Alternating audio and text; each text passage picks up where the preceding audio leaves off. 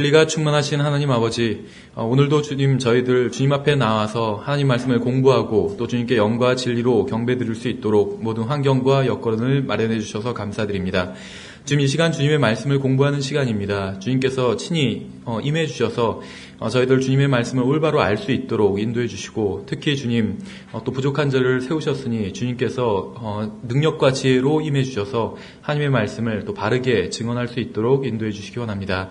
주님, 지금은 시작하는 시간이오니 마치는 시간까지 주님께서 인도해 주시고 또 교회로 향하고 있는 그 성도들을 또 안전하게 교회로 올 수 있도록 친히 지켜 보여 주시기 원합니다.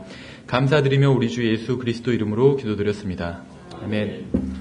예, 오늘은 저희가 이제 마지막과 계속 변개된 구절들 살펴보고 있습니다. 그래서 이 변개된 구절들 이제 마지막으로 살펴보는 시간이고, 이 킹제임스 성경은 하나님의 말씀인가 이 시리즈를 이제 마치는 시간이라고 보시면 됩니다. 그래서 저희가 이제 그 지난번 시리즈부터 사실은 어떻게 보면 다시 이제 시작한 것이라고 보시면 돼요. 그래서 지금 킹제임스 성경은 하나님의 말씀인가 이 시리즈를 공부하기 전에는 성경과 예수님에 대해서 공부했습니다. 근데 왜 그것을 공부했냐면 이제 성경의 어떤 중요성을 강조하기 위해서 저희가 7번에 걸쳐서 성경과 예수님이라는 지금 책자로도 나와 있는 그 시리즈를 공부했던 것이에요. 그래서 신앙생활, 어떤 믿음 생활이라는 것이 뜬구름 잡는 것이 아니라, 그러니까 예수님을 믿는다는 것이 뜬구름 잡는 것이 아니라 바로 성경을 믿는 것이 예수님을 믿는다는 것이죠. 그래서 어떤 예수님을 믿는다고 하고 또 신앙생활을 한다고 하지만 실제로는 자기 마음대로 신앙생활을 하는 사람들이 있어요. 믿음 생활을 하는 사람들이 어떤 열심히만 하면 되겠지 이런 생각을 가지고. 근데 성경에 보면 결코 그렇지 않다는 거죠. 예수님과 성경은 같지는 않습니다. 그렇죠. 예수님과 성경은 분명히 같지는 않아요. 예수님은 창조자 하나님이시고 성경은 예수님의 하나님의 말씀이죠. 또 이 성경은 어떤 창조물입니다. 물질이에요. 그렇죠. 분명히 하나님과 성경은 같지 않습니다. 근데 그럼에도 불구하고 하나님께서는 성경이 얼마나 예수님과 유사한지 그렇게 말씀을 해주셨다는 것이죠. 그래서 그만큼 권위를 주셨다는 것입니다. 성경에. 근데 성경에 단순히 어떤 권위만 주신 것이 아니라 성경에 그렇게 권위를 주신 이유는 예수님께서 어떤 자신의 이름보다도 더 높은 어떤 이름을 이 하나님의 말씀에 주신 이유는 우리가 그 말씀대로 살아야 되기 때문에. 그래서 아버지께서는 모든 심판을 아들에게 맡기셨다고 성경이 그렇게 기록하고 있죠. 그래서 큰 흰 왕자 심판, 구원받지 않은 사람들이 받게 되는 심판인 큰 흰 왕자 심판은 예수 그리스도께서 심판을 하시는 것이죠. 근데 구원받은 사람들이 받게 되는 그리스도의 심판석도 예수 그리스도께서 심판하시는 겁니다. 근데 예수님께서는 마지막 날에 사람들을 심판할 것이 자신이 아니라, 자신이 심판하시는데 자신이 아니라 바로 자신이 하신 말씀이라고 그렇게 얘기를 하셨죠. 그러니까 결과적으로 우리는 그리스도인으로서 그리스도의 심판석에서 심판을 받게 될 것입니다. 그런데 하나님의 말씀에 따라서 심판을 받게 될 거라는 것이죠. 그래서 우리가 이제 예수님과 성경에 대해서 비교하면서 공부할 때는 성경이 그래서 중요하다. 신앙생활을 하는 것은 자기 생각대로 하는 것이 아니라 기록된 성경 말씀대로 하는 것이 바로 이제 신앙생활을 제대로 하는 거라는 것이죠. 그래서 우리가 4년마다 한 번씩 올림픽이 열리는데 그때마다 우리가 그런 것들을 가끔 보잖아요. 그렇죠. 어떤 선수가 1등을 했는데도 불구하고 규정을 어겼기 때문에 실격당하고 2등이었던 사람이 1등이 되는 그런 경우들도 있죠. 우리가 봤을 때 어떤 작은 규정 하나 어겼을 뿐인데도 메달을 박탈당하는 것이에요. 정말 4년간 어떻게 보면 평생의 그런 그 수고가 물거품이 돼버리는 것이죠. 규칙을 하나 지키지 않았기 때문에. 그래서 마찬가지란 것입니다. 그리스도인의 규칙은 하나님의 말씀인 성경입니다. 이대로 하지 않는다면 예수님께서는 분명히 이 말씀, 자신이 하신 이 말, 하나님의 말씀이 우리를 심판하실 것이라고 말씀하셨어요. 이대로 하지 않는다면 우리가 상을 받지는 못하는 것이죠. 구원은 받지만 구원은 성경대로 한다고 해서 구원을 받는 것이 아니라 예수님을 믿으면 누구나 구원을 받습니다. 성경을 모르고 전혀 공부하지 않아도. 근데 상급은 다르다는 것이죠. 그래서 우리가 그래서 첫 번째 이제 이 시리즈를 하기 전에 앞에서 예수님과 성경에 대해서 비교하는 공부를 했어요. 그래서 이제 신앙생활을 하려면 자기 생각대로 하는 것이 아니라 성경대로 해야 되는데 이제 그 성경이 어떤 성경인지를 알기 위해서 이번 시리즈를 공부를 했던 것이죠. 그 이제 이 다음 시리즈 오늘까지 하고 다음 주부터는 이제 새로운 주제로 공부하게 될 텐데 물론 이제 여기 계신 분들은 대부분 다 킹제임스 성경이 바로 바른 성경이다라는 것을 알고 있습니다. 그래서 우리가 지금 이 시리즈를 공부한 것은 이제 확인하는 차원에서 다시 공부를 했다고 보시면 되고, 이제 다음 시리즈 우리가 공부할 것은 킹제임스 성경을 그러면 어떻게 공부해야 되는지, 어떻게 연구해야 되는지에 대해서 아마도 대략 8주 정도에 걸쳐서 또 이제 공부를 할 것입니다. 예, 그래서 우리가 지난 시간에 이제 살펴보지 않은 남은 부분만 좀 살펴보도록 하겠습니다. 그 앞 페이지 보시면 이제 앞 페이지에서 나머지는 다 봤는데 6번을 보지 않았어요. 6번 보시면 킹제임스 성경과 개역 성경의 굉장히 그 대표적으로 차이나는 구절 중에 하나입니다. 6번에 보시면 베드로전서 2장 2절이죠. 새로 태어난 아기들로서 말씀의 순수한 젖을 사모하라. 이것은 너희가 그것으로 말미암아 성장하게 하려 함이라. 이렇게 말씀하고 있죠. 근데 개역 성경에선 갓난 아이들 같이 순전하고 신령한 젖을 사모하라. 이는 이로 말미암아 너희가 구원에 이르도록 자라게 하려 함이라. 이렇게 되어 있습니다. 그래서 킹제임스 성경에선 분명히 순수한 젖을 사모하라고 했는데 어떤 순수한 젖이냐면 바로 이것이 말씀의 젖이라고 하고 있어요. 그러니까 여기서 말하는 젖이라는 것은 결국 하나님의 말씀인 성경을 의미하는 겁니다. 성경이 순수한 젖과 같다. 누구에게? 갓난 아이들에게 순수한 젖과 같다. 지금 이 얘기를 하고 있는 것이죠. 근데 이제 개역 성경을 그 구절을 보시면 문제가 있어요. 두 가지 문제가 있는데 첫 번째 무엇이냐면 신령한 젖이라는 말이 나옵니다. 신령한 젖. 첫 번째 문제는 이 신령한 젖이 무엇이냐는 거죠, 도대체. 신령한 젖. 그렇죠. 신령한 젖을 사모하라고 그랬는데 무엇인지가 나와 있지 않아요. 킹제임스 성경에선 이 순수한 젖이 하나님의 말씀이라고 하고 있거든요. 근데 이것이 신령한 젖이라고 했는데 무엇인지는 모른다는 것이죠. 이게 첫 번째 문제고, 두 번째 문제는 신령한 젖을 사모함으로 구원에까지 자라간다고 하고 있어요, 개역 성경엔. 그러니까 신령한 젖이 무엇인지도 모르는 게 첫 번째고, 두 번째는 그 무엇인지도 모르는 그 신령한 젖을 사모하면 결국엔 구원에까지 자라가게 된다는 것이죠. 그러니까 개역 성경에 의하면 신령한 젖이라는 것이 있는데 그것이 무엇인지는 몰라요. 근데 신령한 젖이라는 게 있는데 그것을 사모하면 구원에까지 자라가게 된다. 이 얘기를 지금 하고 있는 것입니다. 그럼 충분히 이 구절을 이용해서 행위구원을 가르칠 수가 있겠죠. 신령한 젖이란 바로 이것이다 하면서 어떤 사제가 나와서 가르칠 수가 있겠죠. 아니면 교황이 나와서, 아니면 어떤 신학자가 나와서. 왜냐하면 이 개역 성경의 구절에선 신령한 젖이 무엇인지 정의해주지 않고 있기 때문에. 그렇죠. 그리고 그 신령한 젖을 사모하면 결국 구원에까지 자라간다. 이렇게 개역 성경은 가르치고 있는 것이죠. 예, 그래서 결국에 이것은 구원에까지 어떤 그 사람이 어떤 신령한 젖이란 이것이 무엇인지 모르지만 이것을 사모하면 구원에까지 사람들이 자라갈 수 있다는 것을 가르치는 구절이 되어버렸다는 것입니다. 결과적으로는 행위 구원을 가르치고 있는 것이요. 로마 카톨릭은 다른 종교들을 어떤 겉으로는 인정하는 모습을 가르치고 있죠. 그래서 어떤 종교를 통해서건 열심히 노력하면 구원받을 수 있는 것처럼 그런 것을 이제 가르치고 있습니다. 그러니까 어떠한 종교도 신령한 젖을 사모하면 구원받을 수 있다는 것이죠. 그래서 그런 거짓 교리의 어떤 근거가 되는 구절이라고 볼 수가 있습니다. 예, 뒷장 넘겨서 8번을 보시면 이것도 대표적인 변개된 구절 중에 하나죠.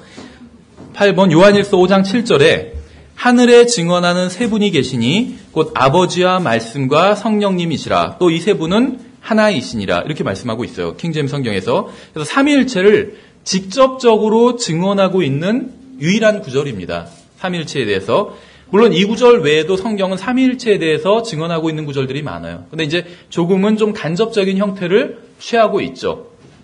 근데 여기서는 이제 아주 직접적인 형태로 삼위일체에 대해서 증언을 하고 있습니다. 근데 개역 성경은 증거하시는 이는 성령이시니 성령은 진리니라 이렇게 변개시켜 놨습니다.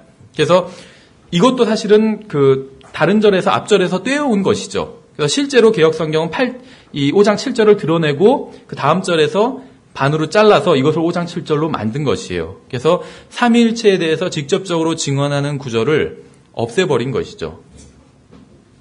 예, 그 다음에 10번에 보시면 여기서 이제 구절을 인용해 놓지는 않고 이제 주소만 적어 놨습니다. 그리스도의 부활을 공격하고 있는 부분인데 이 마가복음 16장 9절부터 20절입니다. 그래서 그 개역 성경에 보시면 지난번에도 말씀드렸지만 꺽쇠 가로를 사용하고 있어요. 가로가 보통 둥글게 이렇게 치잖아요. 근데 이걸 꺾이게 치는 가로를 꺽쇠가로라고 합니다. 꺽쇠가로. 근데 이제 꺽쇠가로의 의미는 다 이것이다. 그런 말은 아니에요. 꺽쇠가로 이런 것 이제 어떤 기호를 가지고 이 기호는 이 책에서는 어떤 의미를 가지고 있다. 이런 식으로 이제 정의해 놓는 것이 이제 일종의 비평 장치입니다. 그런데 개역 성경에서는 모든 개역 성경이 다 해당이 돼요. 모든 개역 성경에서는 이 꺽쇠가로의 의미를 어떻게 가지고 있냐면 원래는 성경에 포함되어 있지 않은데 후대에 다른 사람들이 넣은 것이다. 이렇게 보는 것이 이 꺽쇠가로입니다. 개역 성경 내에서도 그걸 밝히고 있어요. 그래서 개역 성경에서는 지금 마가복음 16장 9절부터 20절 마지막 절입니다. 마가복음의 마지막 12구절. 이 12구절이 원래 성경에 포함되어 있지 않은 부분이라고 주장을 합니다.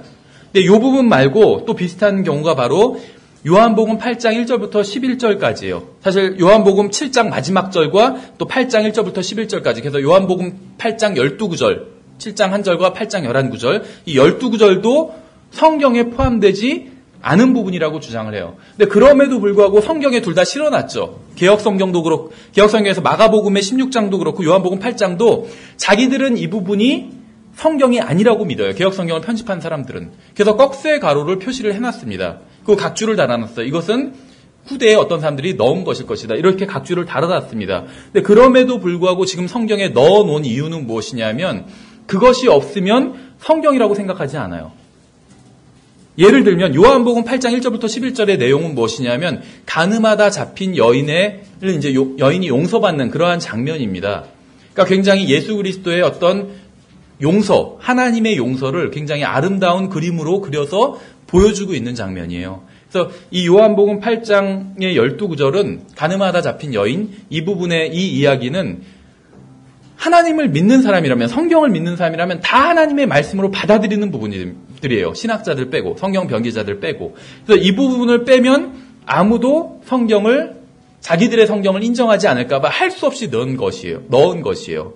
그렇지만 단서를 달아놨죠. 이 부분은 원래 성경이 아니라고. 그러니까 마치 예수님 당시에도 바리새인들과 어떤 사두개인들이 예수님을 인정하지 않지만 사람들은 예수님을 참된 어떤 대언자로 봤기 때문에 예수님께 손을 대면 자기들이 돌을 맞을까봐 예수님을 어떻게 하지 못한 것처럼 이 말씀이 싫지만 이 말씀을 어떻게 하지 못하는 것이요. 사람들이 그 성경을 구매하지 않을까봐. 생각해 보세요. 간음하다 잡힌 여인에 대한 이야기가 없는 성경을 누가 구매하겠어요? 그래서 모든 거짓된 성경들은 이 부분에 다 표시를 해놨어요. 원래 성경이 아니라고. 하지만 이 부분을 삭제하지는 못했다는 것이죠. 마가복음 16장 9절도 마찬가지예요. 마가복음 16장 이 부분을 한번 보시면은 마가복음 16장 그 9절부터 20절에 보시면 그 킹제임 성경엔 다 나와 있지만 개역 성경에 이 부분은 이제 꺽쇠가로로 표시해 놓고 이 부분이 원래 성경에는 포함되지 않은 부분이라고 공격을 합니다. 그런데 이 부분은 보시면 아시겠지만 예수 그리스도의 부활에 대해서 증언하고 있는 부분이고 굉장히 중요한 부분입니다. 그런데 굉장히 중요할 뿐만 아니라 이 부분이 없으면 이 부분을 왜 지금 그 성경 변기자들은 부인하고 있냐면 신의 사본 바티칸 사본이 이 부분을 포함하고 있지 않기 때문에 이 부분을 부인하고 있는 것이요. 이 부분을 포함하고 있는 사본들은 많다는 것이죠. 그런데 이 부분을 성경 변기자들 말대로 빼버린다면 어떻게 되냐면은 마가복음 16장 9절부터 20절을 빼버리면 8절이 마지막 절이 돼요. 8절이. 근데 8절이 어떻게 끝나냐면 그들이 떨며 놀라서 급히 나와 돌무덤에서 도망하고 두려워서 아무에게 아무 말도 하지 못하더라. 이것으로 끝나게 됩니다. 복음인데 마가복음도 복음이잖아요. 그렇죠. 종으로 오신 예수 그리스도. 종으로 오셨는데 그분이 메시아라는 걸 증언하고 있어요. 그렇죠. 복음인데 부정적인 것으로 끝나게 되는 것이요. 복음서를 다 보시면 어떤 복음서도 부정적으로 끝나지 않아요.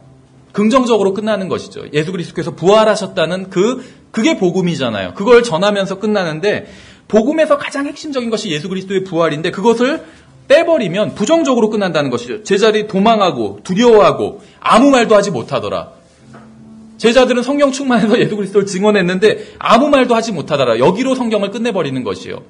나중에 한번 보세요. 모든 복음서의 끝은 뭘로 끝나냐면 아멘으로 끝나요. 긍정적으로 끝나고 아멘은 동의한다는 거죠. 그렇게 될지어다. 아멘으로 끝나요. 그런데 마가복음에서 12구절을 마지막 12구절을 개역성경처럼 빼버리면 아멘으로 끝나는 것이 사라져버린다는 것이죠. 예, 그래서 개혁 성경에선 이 부분도 이제 직접적으로 드러내지 못하고 꺽쇠가로를 통해서. 근데 꺽쇠가로의 의미는 이것을 성경으로 인정하지 않는다는 겁니다. 그것은. 그래서 예수 그리스도의 부활을 공격하고 있는 것입니다. 예, 그 다음에 12번째 굉장히 중요한 구절인데, 에베소서 5장 26절입니다. 에베소서 5장 26절. 11번째 먼저 봐야겠네요. 11번째. 하나님의 말씀을 공격하는 구절. 이것도 굉장히 중요한 부분입니다. 11번째 보시면 누가복음 4장 4절이죠. 누가복음 4장 4절. 킹제임 성경엔 예수님께서 그에게 응답하여 이르시되 기록된 바 사람이 빵으로만 살 것이 아니요 하나님의 모든 말씀으로 살 것이라 하였느니라 하시더라. 이렇게 기록되어 있어요. 그럼 여기서 가장 중요한 부분이 무엇이냐면 하나님의 모든 말씀으로 살 것이라. 이 부분이 가장 중요한 부분입니다. 근데 개혁 성경엔 예수께서 대답하시되 기록하기를 사람이 떡으로만 살 것이 아니라 하였느니라 이렇게 되어 있어요. 그럼 이제 어떤 문제가 생기냐면 지금 예수님께서 이것은 대답을 하신 건데 사람이 무엇으로 사는가에 대한 대답을 하신 겁니다. 그런데 개혁 성경에선 떡으로만 살 것이 아니다 이러고 끝난 것이에요. 생각해 보세요. 시험을 보면 이제 어떤 문제집이 있으면 뒤에 이제 문제 풀이 부분이 있잖아요. 그런데 예를 들면 정답이 문제 풀이집에서 정답은 4번이 아니다. 이러고 끝난다고 보세요. 1번부터 8번까지 선택지가 있는데 4번은 정답이 아니다. 이렇게 끝난다고. 그거나 마찬가지예요. 개혁 성경은. 지금 사람이 어떻게 살아야 되는지 여기에 대한 답변을 주고 있어요. 그런데 떡으로만 사는 건 아니다. 이렇게 얘기하고 끝나는 거예요. 문제가 있는 것이죠. 그럼 어떻게 살아야 되는지 답변을 줘야 돼요. 정답이 4번이 아니면 몇 번인지를 알려줘야 돼요. 정답은 3번이다. 이렇게 알려줘야 돼요. 그렇죠. 사람이 어떻게 살아야 되느냐. 빵으로만 사는 것이 아니에요. 돈으로만 사는 것도 아니에요. 이런 예는 수없이 들 수가 있어요. 그렇죠. 무엇으로 그러면 사는지. 답은 하나님의 말씀으로 산다는 거죠. 그래서 이것이 이 부분에선 가장 중요한 부분이에요. 그렇죠. 어떤 사람한테 길을 물어봐요. 예를 들면 시청에 가려면 어떻게 가요? 이쪽으로 가야 됩니까? 그러니까 아니 그쪽으로 가는 건 아니에요. 가만히 있어요. 어느 쪽으로 가는지 알려줘야 되죠.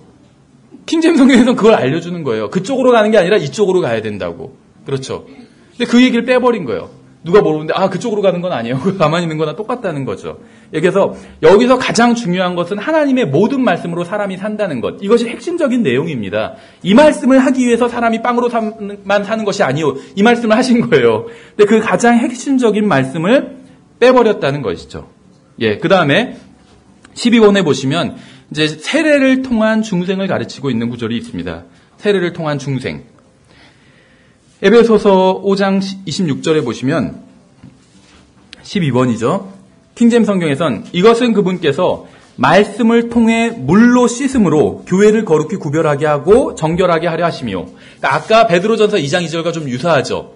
말씀의 순수한 젖과 같다. 이거는 비유예요. 그럼 진짜 중요한 건 뭐냐면 그 순수한 젖이 무엇이냐면 바로 하나님의 말씀이다. 이렇게 얘기하고 있어요. 그러니까 성경은 지금 일관되게 사람이 하나님의 말씀으로 산다. 이것을 일관되게 증언하고 있습니다. 그렇죠. 근데 아까 누가복음 4장 4절에서 그걸 지금 빼버린 것이죠. 그리고 여기서는 이제 변개를 시키기 시작하는 것이요. 근데 킹제임 성경은 일관되게 사람은 하나님의 말씀으로 산다. 이것을 증언하고 있는데 누가복음 4장 4절에서만 끝난 것이 아니라 에베소서 5장 26절에서 지금 반복하고 있는 것이에요. 베드로전서 2장 2절 마찬가지고. 여기서는 사람이 무엇으로 씻느냐 하면 말씀에 물로 씻는다. 그래서 말씀을 통해 물로 씻음으로. 이 말은 무엇이냐면 말씀으로 씻는다는 거예요. 그런데 그것이 바로 물로 씻는 것과 같다. 지금 이걸 설명하고 있는 것이죠. 근데 개혁 성경에선 이는 곧 물로 씻어 말씀으로 깨끗하게 하사.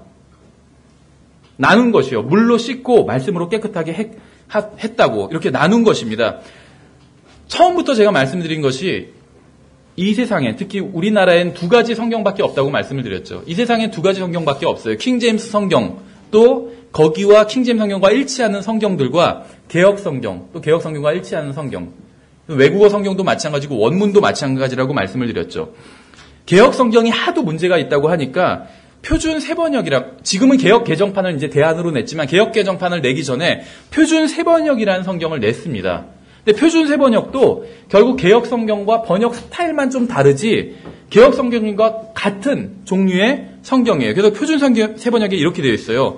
교회를 물로 씻고 말씀으로 깨끗하게 하여서 구분해주고 있는 것이죠. 그러니까 교회는 우리들이죠. 믿는 사람들이 깨끗하게 되는 방법이 첫째는 물로 씻는 것이고 두 번째는 말씀으로 깨끗하게 한다는 것이에요.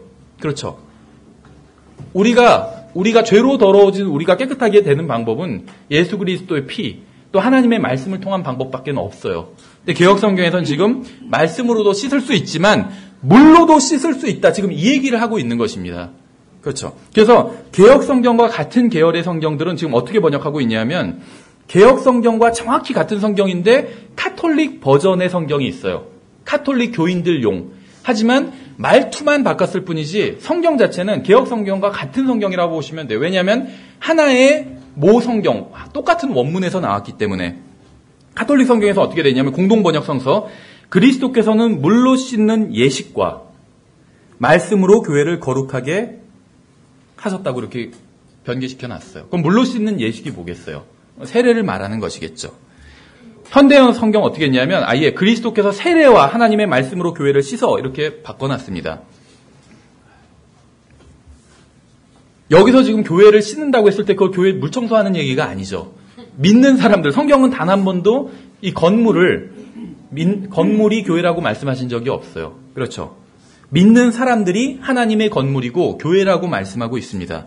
그래서 교회 건물은 물 청소로 깨끗해질 수 있을지 몰라도 믿는 사람들은 하나님의 말씀 외에는 깨끗해질 수 있는 방법이 없다는 것이죠. 예수 그리스도의 피와 하나님의 말씀 외에는 깨끗해질 수 있는 방법이 없다는 것이죠. 근데 지금 개역 성경에선 한 번만 지금 이 얘기를 하고 있는 것이 아니에요. 사람이 깨끗해지는 게 물로, 다시 말하면 세례로 사람이 깨끗해지다. 이 얘기를 변개된 성경들에서는 한 번만 하고 있는 것이 아니라 여러 번에 걸쳐서 얘기하고 있어요. 왜 그런 줄 아세요?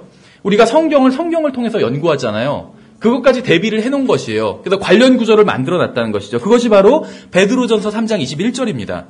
베드로전서 3장 21절은 침례의 의미가 무엇인지 정확하게 정의해주고 있는 구절입니다. 베드로전서 3장 21절 잘 읽어보면 그 일과 동일한 모형 곧 침례가, 그래서 침례가 무엇이냐면 모형이라고 얘기하고 있어요. 그래서 그 일과 동일한 모형 곧 침례가 예수 그리스도의 부활로 말미암아 이제 또한 우리를 구원하나니 이것은 육체의 더러운 것을 제거하는 것이 아니요 선한 양심이 하나님을 향하여 응답하는 것이니라 이렇게 말씀하고 있죠.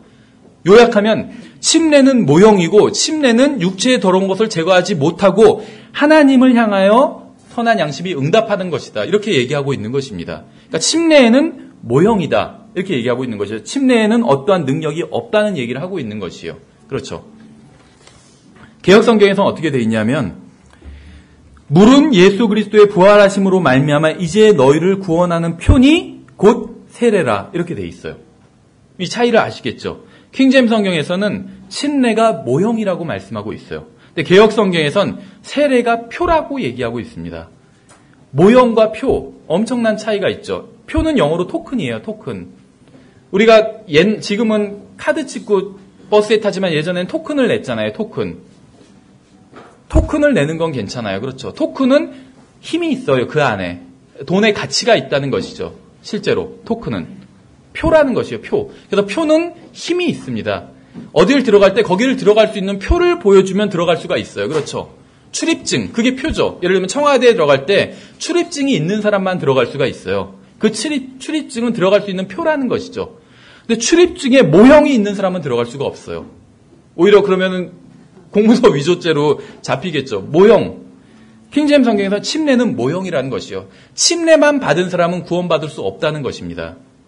구원의 문에 들어갈 수가 없어요. 침례만 받은 사람은 모형이기 때문에 구원의 표의 모형이기 때문에. 그런데 개역 성경 그게 아니라 세례가 표라는 것이에요. 표. 물을 통해서 아까 에베소서에서 변개시켜 놓은 것과 일치하는 것이죠. 물을 통해서 사람이 깨끗하게 될 뿐만 아니라 구원도 받을 수 있다. 지금 이 얘기를 하고 있는 것입니다. 개역 성경은. 개역 성경과 같은 계열의 성경들이 다 뭐라고 하는지 제가 읽어볼게요. 표준세 번역은 그것은 지금 여러분을 구원하는 세례를 미리 보여준 것입니다. 직접적으로 얘기하고 있어요. 여러분을 구원하는 세례라고 얘기하고 있어요. 여러분을 구원하는 세례. 현대인 성경 마찬가지예요. 이 물은 예수 그리스도의 부활을 통해서 여러분을 구원하는 세례를 상징합니다. 한두 더 뜨고 있죠. 물이 세례를 상징한대요. 공동번역 성서는 그것은 오늘날 여러분에게 구원을 가져다 주는 세례를 미리 보여준 것입니다. 다 세례가 구원을 가져다 준다고 일관되게 지금 증언하고 있죠. 변개된 성경들은. 개역 개정판도 마찬가지예요. 너희를 구원하는 표니 곧 세례라. 신세개역, 이 여호와의 증인들 성경이거든요. 여기도 마찬가지예요. 그에 상응하는 것, 곧 침례가 또한 예수 그리스도의 부활을 통하여 지금 여러분을 구원하고 있습니다. 이렇게 얘기했어요. 그러니까 사람이 구원받는 거는 침례를 통해서 구원받는다는 것이죠. 예수 그리스도의 부활을 통해서 침례가 여러분을 구원하고 있습니다. 이렇게 돼 있어요. 개역 현대인 이 신세계 역본 여호와의 증인들 성경. 어느 누구도 세례나 침례를 통해서 구원받을 수가 없습니다. 이것이 성경에서 말씀하고 있는 것이요. 이 시대의 죄인이 구원받을 수 있는 유일한 길은 예수 그리스도를 구주로 영접하는 것뿐이 없다는 것이죠. 만약에 개역 성경이 사실이라면 누가복음에서 구원받은 그 강도는 구원받지 못한 강도가 돼버리는 것이요. 그렇죠. 주께서 주의 왕국에 임하실 때 저를 기억하옵소서 했을 때 예수님께서 네가 침례를 받지 못했기 때문에 그렇게 할 수가 없구나 이렇게 하셔야 돼요. 그 다음에 13번째 보시면 이제 유명한 구절이죠. 이것도 주 예수 그리스도를 사탄으로 만들어버린 구절입니다. 이사야서 14장 12절이죠. 오 아침의 아들 루시퍼야 내가 어찌 하늘에서 떨어졌는가 이렇게 말씀하고 있어요. 오 아침의 아들 루시퍼야.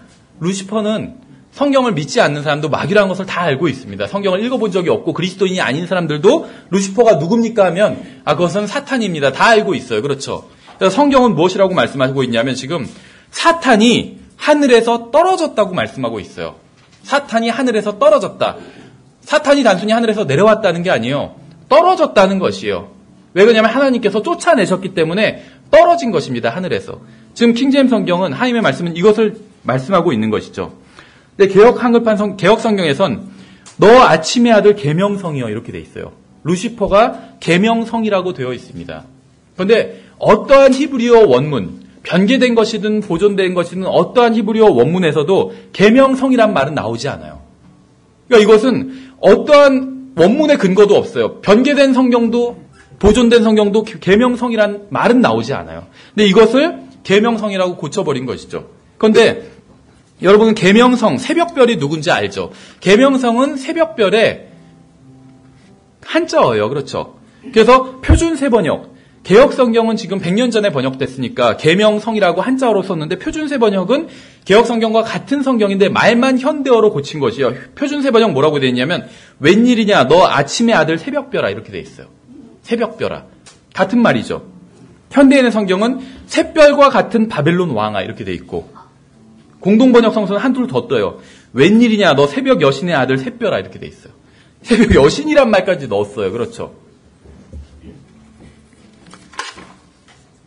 근데 이 새벽별이 누군지 성경에서는 밝혀두고 있죠. 계시록 22장 16절이죠. 나 예수는 천사를 보내어 교회들 안에서 이것들을 너희에게 증언하게 하였노라. 나는 다윗의 뿌리요 자손이요 빛나는 새벽별이라 하시더라. 킹제임스 성경에선 루시퍼가 하늘에서 떨어졌다고 말씀하고 있습니다. 근데 개역 성경은 새벽별, 예수 그리스도가 하늘에서 떨어졌다고 얘기하고 있어요. 그건 자기들의 바람이겠죠. 마귀의 바람이겠죠. 예수님은 하늘에서 내려오셨습니다. 떨어지신 것이 아니라 내려오셨어요. 그런데 마귀는 하늘에서 떨어졌어요. 성경을 비교해보면 예수 그리스도와 적그리스도가 굉장히 비슷한 점이 많습니다. 그러나 결정적으로 다른 것이죠. 예수 그리스도도 신부인 도성을 가지고 있죠. 새 예루살렘. 마귀도 신부인 어떤 도성을 가지고 있죠. 바벨론, 음녀 바벨론. 그것처럼 예수 그리스도와 마귀를 비교하면, 적그리스도를 비교하면 비슷한 점이 굉장히 많이 있어요. 그 중에 하나가 예수님께서는 하늘에서 내려오셨다는 거, 마귀는 떨어졌다는 것이죠. 근데 개역성경 지금 그걸 바꿔버리고 있는 것이요. 내려간 것과 떨어진 거는, 그거는 엄청난 차이입니다. 생각해보세요. 우리 교회가 지금 7층이잖아요. 7층에서 내려가겠죠. 저희가 나중에 예배가 끝나면. 떨어지면 안 돼요. 그렇죠. 큰일 나요. 7층에서 떨어지면. 떨어지기를 원하는 사람 아무도 없을 거예요. 근데 지금 마귀는 예수 그리스도께서 떨어졌다고 그렇게 거짓말을 해놓고 있는 거지. 개역성경에서. 예. 그래서 그 다음에 14번째는 갈보리. 갈보리도 누군지 다 압니다. 구원받지 않은 사람도 갈보리가 어떤 장소인지를 다 알아요. 그렇죠. 예수 그리스도께서 십자가에 달려서 우리의 죄를 대속해 주신 장소입니다. 그런데 이 갈보리도 킹제임스 성경에만 나오는 단어예요. 개역성경에서는 삭제되어 있습니다. 그럼 사람들은 갈보리가 어딘지 알고 있어요. 개혁성경 쓰고 있는 사람도 갈보리라고 혹시 들어보셨어요? 그러면 다 들어봤다고 해요. 갈보리 교회도 있어요. 그렇죠. 그 사람들이 어떻게 해서 갈보리를 알고 있을까요? 킹제임스 성경 때문에 알고 있는 거예요. 하나님의 말씀에 기록되어 있기 때문에. 개혁성경엔 비록 갈보리라는 단어가 없다 할지라도 갈보리라는 그 단어에 대해서 알고 있다는 것이죠. 킹제임스 성경에서 결국 믿음이 전수된 것이기 때문에 그런 것이죠. 예, 그래서 우리가 성경 구절들을 좀 비교를 해봤습니다. 마지막으로 이제 이 킹제임스 성경이 하나님의 말씀인가라는 이 시리즈를 마치면서 제가 마지막 정리를 하겠습니다. 여기서 이제 한 가지 제가 질문을 드릴게요. 성경에서는 하나님의 말씀을 이제 다양한 표현으로 묘사하고 있어요. 그래서 예를 들면 하나님의 말씀, 아니면 구약 같은 경우에 시편에서는 특히 뭐 계명, 법규, 법도 이런 것으로 이제 하나님의 말씀을 성경을 묘사하고 있습니다. 그럼 하나님의 계명을 지키면서 사는 것이 제가 한 가지 퀴즈를 낼게요. 하나님의 계명을 지키면서 사는 것이 쉬운 일일까요? 어려운 일일까요? 하나님의 계명대로, 하나님의 말씀대로 사는 것. 한마디로. 하나님의 계명을 지키면서 산다는 건 하나님의 말씀대로 산다는 거죠. 하나님의 말씀대로 사는 것이 쉬운 일일까요? 어려운 일일까요? 하나님의 명령대로, 성경대로 사는 것이 쉬운 일일까요? 어려운 일일까요? 항상 질문을 하면 약간 애매해지죠. 쉬워요? 정말로 쉬워요? 그러면 다 그렇게 대답하신 분들은 하나님의 말씀대로 항상 살고 계세요? 쉬운데 왜 안 하세요, 그렇게? 근데 쉬운 일이에요, 일단. 맞아요. 왜냐하면 요한일서 5장 3절에서 그분의 명령들은 무겁지 않다고 그랬어요. 쉬워요. 그런데 문제가 뭐죠? 우린 그렇게 하지 못한다는 거죠. 무겁지 않다고 했는데 무거워요. 우리가 느끼기엔. 그렇죠. 그러면 뭐가 문제일까요? 우리가 사는 이 삶이 거짓된 걸까요? 이 하나님의 말씀이 거짓된 걸까요? 우리가 문제인 거예요. 하나님의 말씀은 전혀 문제가 없어요. 하나님의 말씀은 그분의 명령대로 사는 게 쉽다고 그랬어요. 그런데 우리는 어려워요. 그럼 우리가 문제예요. 그렇죠. 우리가 한마디로 성경대로 살지 않아요. 그럼 우리가 문제라는 것이죠. 그렇죠. 그러면 어떻게 해야 되냐? 성경에서 우리가 아까 본 것처럼 하나님의 입에서 나오는 모든 말씀으로 우리가 살아야 된다고 말씀하고 있습니다. 하나님의 입에서 나오는 모든 말씀으로. 그런데 하나님의 입에서 나오는 모든 말씀으로 살면 쉬워요. 하나님의 입에서 나오는 모든 말씀으로 살면 하나님의 말씀대로 사는 게 쉽다는 거예요. 그런데 어떻게 그러면 하나님의 입에서 나오는 모든 말씀대로 살 것인가가 문제가 되겠죠. 어떻게? 요한복음 15장에 보시면 나와 있어요. 여기까지만 보고 마칠게요. 요한복음 15장에 보시면 요한복음 15장 4절에 보시면 15장 4절에 보시면 자동적으로 이루어진 하나님의 말씀으로 하나님의 말씀대로 사는 자동적으로 살 수 있는 원칙에 대해서 말씀하고 있어요. 15장 4절에 보시면 답이 나와 있죠. 내 안에 거하라. 나도 너희 안에 거하리라. 가지가 포도나무 안에 거하지 아니하면 스스로 열매를 맺을 수 없는 것 같이 너희도 내 안에 거하지 아니하면 더 이상 열매를 맺을 수 없느니라. 스스로 열매를 맺을 수가 없대요. 근데 안에 거하면 스스로 열매를 맺을 수 있다는 거죠. 우리가 하는 게 아니라 스스로 된대요, 그냥. 그래서 쉬운 거예요. 근데 그 비결이 뭐냐면 내 안에 거하라는 거예요. 예수 그리스도 안에 거하면 쉽다는 거예요. 저절로 이루어질 만큼 쉽다는 거예요. 그런데 그럼 여기서 또다시 문제가 되겠죠. 주님 안에 거하는 게 어떤 방법인가? 그렇죠. 15장 7절 8절에 나와 있어요. 15장 7절 8절에 보시면 잘 보세요. 너희가 내 안에 거하고, 지금 예수님 안에 거해야 되는데 그래야지 자동적으로 이루어지죠. 근데 내 안에 어떻게 하면 예수님 안에 거하는지가 나와 있어요. 너희가 내 안에 거하고 내 말들이 너희 안에 거하면 너희가 원하는 바를 구하라. 그러면 그것이 너희에게 이루어지리라. 너희가 열매를 많이 맺는 것, 이것이 내 아버지께서 영광을 받으시나니 이로써 너희가 내 제자가 되리라. 이렇게 말씀하셨어요. 예수님 안에 거하는 것이 무엇이냐면 예수님의 말씀이 우리 안에 거하는 것이래요. 그렇죠. 너희가 내 안에 거하고 그것으로 끝나는 것이 아니라 조건이 있죠. 내 말들이 너희 안에 거하면. 그러니까 결국 우리가 예수님 안에 거하기 위해서는 예수님의 말씀이 우리 안에 거해야 돼요. 그렇죠. 여기에 답이 있다는 거예요, 결국은. 이게 안 되기 때문에 우리는 예수님 안에 거하지 못하고 열매를 많이 맺지 못하고 하나님은 쉽다고 하셨는데 우리는 어려운 거예요. 그렇죠. 그럼 예수님의 말씀이 우리 안에 거하기 위해서 어떻게 해야 되죠? 요한복음 5장 39절에서 말씀하신 것처럼 성경 기록들을 탐구하라고 말씀하셨어요. 성경을 좀 읽어보라가 아니라 탐구하라고 말씀하셨어요. 탐구하라고. search the scripture예요. 찾아보라는 거예요. 찾아보라는 것. 탐구하라는 것. 그렇죠. 마치 실종자를 찾듯이 생각해 보세요. 여러분이 성경을 읽는 게 실종자를 찾듯이 그렇게 옛날에 삼풍백화점 무너졌을 때 거기서 실종자를 지금 찾는다고 생각해 보세요. 우리가 성경 읽듯이 읽으면 찾을 수 있을까요? 찾는 게 아니에요. 탐구한 게 아니란 거예요. 우리가 읽은 게 그냥 읽은 거지 대충. 정말 실종자를 찾듯이 그렇게 찾아야 돼요. 뭐 실종자가 아니라 예를 들면 여러분이 10만 원짜리 수표를 방에서 잊어버렸어요. 어떻게 찾겠어요? 열심히 찾겠죠. 정말 성경도 그렇게 읽으라는 거예요. 방에서 10만 원짜리 수표, 100만 원짜리 수표를 찾듯이. 그러면 아마 엄청나게 인생이 변화될 겁니다. 아마. 그렇죠. 그래서 잘 아시는 구절이죠. 디모데후서 2장 15절에서도 진리의 말씀을 연구하라고 말씀하고 있어요. 그래야지 하나님 앞에서 인정받을 수 있다고. 성경에서는 유일하게 하나님께 인정받는 방법을 하나님의 말씀을 연구하는 것이라고 말씀하고 있습니다. 예, 그래서 우리가 이제 다음 이제 시리즈 공부에서는 그러면 하나님의 말씀을 어떻게 연구해야 되는지에 대해서 8주 정도에 걸쳐서 자세히 살펴보도록 하겠습니다. 예, 수고하셨습니다.